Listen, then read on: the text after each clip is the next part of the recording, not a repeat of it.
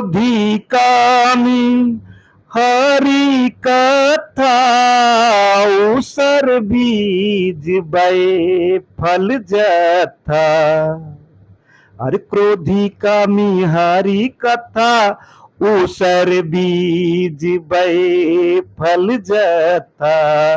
क्रोधी कामी हरि कथा उसर बीज बे फल जथा।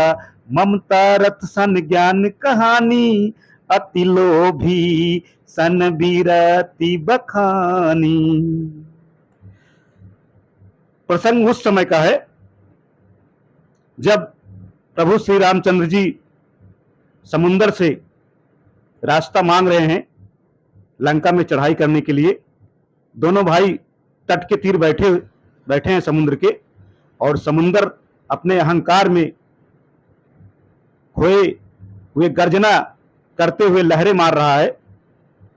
तो श्री रामचंद्र जी कह रहे हैं लक्ष्मण से कि ममता में फंसे हुए मनुष्य से ज्ञान की बात और लोभी से वैराग्य का वर्णन और क्रोधी से शांति की बात और कामी से भगवान की कथा उसी प्रकार है, कहना उसी प्रकार है जिस प्रकार ऊसर में बीज बोने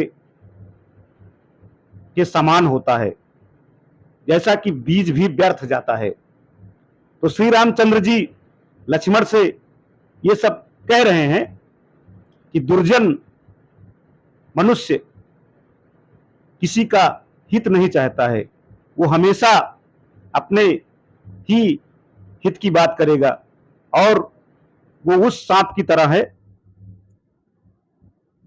जैसे सांप को दूध पिलाए तो विष उगलता है, और दुर्जन मनुष्य भी उसी की भांति होता है और उसमें विष भरा होता है और हर समय वो अपना विष ही उगलता है। उसी प्रकार जैसे लोभी से वैराग्य का वर्णन अगर करें, वैराग्य की बात करें, तो वो लोभ में ही खोया होता है और उसे हमेशा चिंता रहती है कि हमारा सब कुछ चला न जाए। तो ऐसे में उसे वैराग्य नहीं सुहाता है।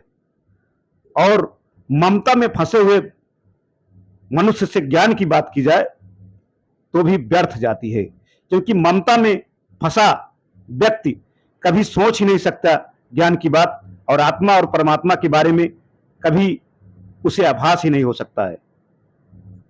और कामी से अगर हम ज्ञान की बात करें तो कामी पुरुष भी ज्ञान की बात नहीं समझता है, क्योंकि वो अप्सराओं की याद में हमेशा खोया रहता है, सुंदर स्त्रियों के सपनों में हमेशा खोया रहता है और उसे ज्ञान की बात नहीं सुहाती है।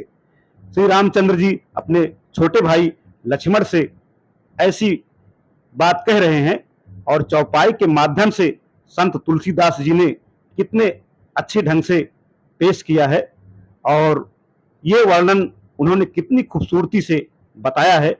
और समुद्र का अहंकार इतना ज्यादा बढ़ गया था कि वो भगवान को भी नहीं पहचानता है, और उनकी परीक्षा लेने के लिए वो लहरों पे लहरें मारता जा रहा है।